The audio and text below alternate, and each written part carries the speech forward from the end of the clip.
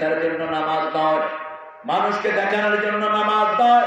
যারা মানুষের দেখানোর জন্য নামাজ পড়ে ওরা মাগরিব, ওরা এশা এবং ফজরে যায় না, ঠিক না ঠিক? রাসূল বলেছেন এই দুই ওয়াক্ত মুনাফিকের জন্য বড় কঠিন হয়ে যাবে। মান সাল্লাল বারদাইন দাখালাল জান্নাহ, দুই ঠান্ডার নামাজ যে পড়বে সে জান্নাতি হয়ে যাবে। আল্লাহ আমাদেরকে জান্নাতি বানায় দেবে। দুই ঠান্ডার নামাজ, দুই কিসের নামাজ? ঠান্ডার নামাজ। যখন রাসূল বলছেন মান সাল্লা সুবহা ওয়া হুয়া ফি জিম্মাতিল্লাহ, যে ফজর পড়বে আল্লাহ তার দায়িত্ব গ্রহণ করবে। আসরের আগে 4 রাকাত সুন্নাত যে পড়বে লাইয়ুনে জান্নাত, তাকে জাহান্নাম কখনো স্পর্শ করবে।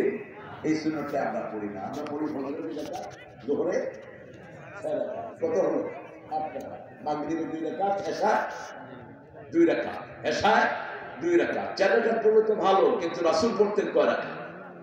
রাসূল পড়তেন 20 রাকাত।